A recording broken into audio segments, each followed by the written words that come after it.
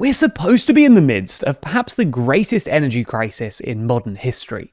The Strait of Hormuz is still effectively closed, negotiations don't seem to be going anywhere, and the International Energy Agency has described the current energy shock as more serious than the ones in 1973, 1979, and 2022 together.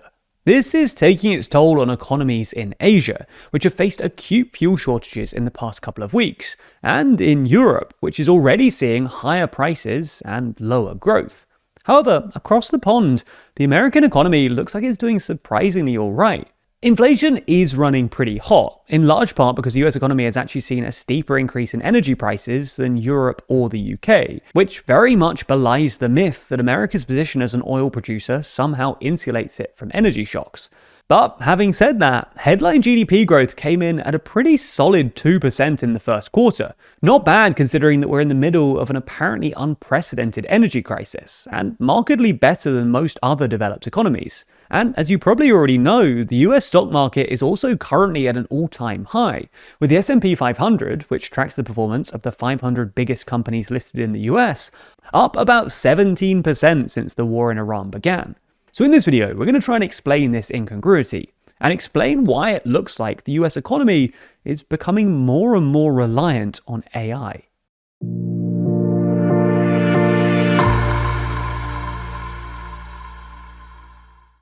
The next issue of our magazine is out very soon, with this issue focusing on all of the wars that Trump has been involved in during his second term, with each dot on the cover representing a different military intervention or strike. Inside, we run through each of the conflicts, from Venezuela and Iran to Yemen and Ecuador, as well as discussing what he's really doing. Pre-order your copy today at toolong.news. So let's get straight into it. The US economy's growing reliance on AI and AI-related spending becomes immediately apparent if you just glance at the latest GDP data. GDP is essentially made up of four components: consumption, investment, net exports, and government spending. The biggest driver of GDP growth in the first quarter was investment, which grew by 1.4% year on year. Unsurprisingly, much of this increase in investment was driven by AI-related spending on data centers and other tech infrastructure. Investment in equipment and structures, for instance, which is basically the category that covers spending on data center construction, rose by an annualized rate of 10.4%, the fastest pace in almost 3 years. This trend is expected to continue for the foreseeable future. In fact, capital spending by just the four so-called hyperscalers, namely Amazon, Alphabet, Microsoft, and Meta, is expected to surge to about $2 trillion a year by 2028, which would account for something like 5% of US GDP. Now, we should say here that there's a fair bit of dispute among economists and commentators about exactly how much of America's overall GDP growth should be directly attributed to AI. For instance, while it's true that AI-related spending accounts for a sizable percentage of total investment, which in turn accounts for a sizable percentage of overall GDP growth, quite a lot of this investment actually just involves American companies importing expensive AI-related equipment, like semiconductors, from places like Taiwan and South Korea. But overall, this has zero impact on GDP, because imports are subtracted from headline GDP. This happens in the net exports components of GDP, which is calculated by subtracting imports from exports. This reflects the fact that GDP is trying to measure everything produced inside a country. So if you just import rather than produce something, that's supposed to have zero impact on overall GDP.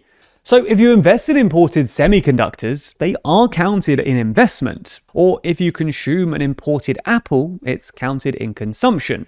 But then this is effectively cancelled out when those imports are subtracted from GDP in the net exports component of GDP.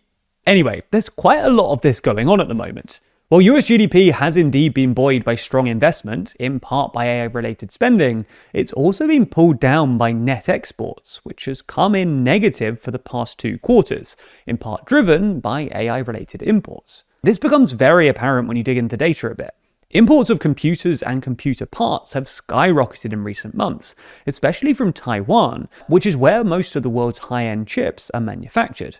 Nevertheless, even if some of the AI-related impact on GDP via investment can be offset by imports, this isn't the only way that AI is buoying the US economy. There's good reason, for instance, to think that the AI boom is keeping consumption afloat too.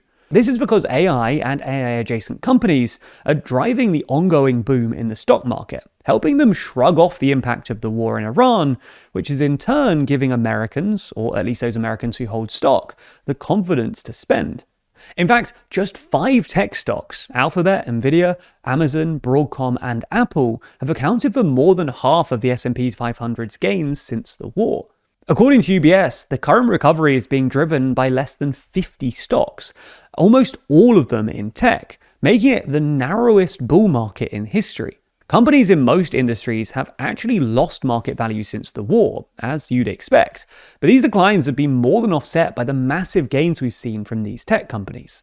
Anyway, as narrow as it might be, the stock boom has nonetheless been great news for Americans who own stocks, and encouraged them to continue spending their money, thus boosting consumption.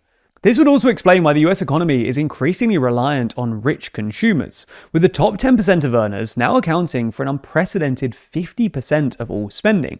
Rich Americans are more likely to own stocks, which is why they apparently have the confidence to keep spending. Conversely, poorer Americans are now struggling with high and rising inflation, which is presumably why consumer sentiment has fallen to an all-time low. Finally, there's even some evidence that government spending, our final, as yet unmentioned component of GDP, has also been buoyed by AI-related optimism. A couple of academic papers have recently observed that US government bonds tend to rally every time a big American tech company releases a new AI model, suggesting that markets are optimistic that advances in AI will help the US balance its books. This optimism has kept US borrowing costs relatively low, or at least lower than they would be otherwise, which has in turn allowed government spending to rise, thus boosting GDP, without the corresponding increase in taxes, which would put a drag on GDP. In fact, Trump's One Big Beautiful Bill effectively reduced the overall tax burden, and many analysts think that the larger than usual tax refunds we've seen this year have actually helped push up consumption. All in all, it looks like AI is boosting 3 of the 4 components of GDP. AI-related spending accounts for a large and growing share of all investment. The AI-driven stock market boom has given rich consumers the confidence to keep spending, keeping consumption in the green. And there's even some evidence to suggest that AI-related optimism has even allowed the US to continue running massive budget deficits. This has provided some much-needed macro relief to the US economy, but it also leaves it more vulnerable to any AI-related slowdown or correction in the stock market.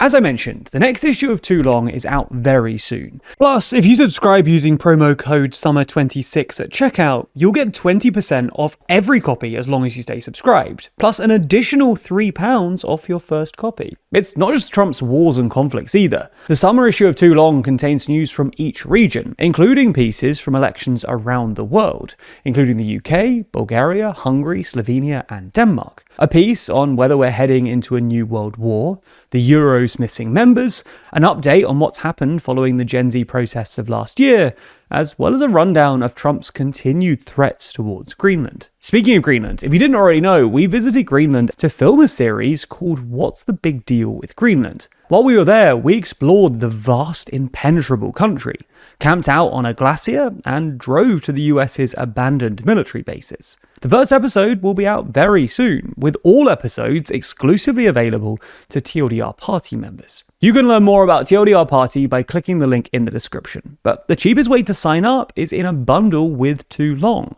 So if you're going to subscribe to the latest issue of the magazine, then consider grabbing yourself a TLDR Party membership at the same time. Find out more about both at toolong.news.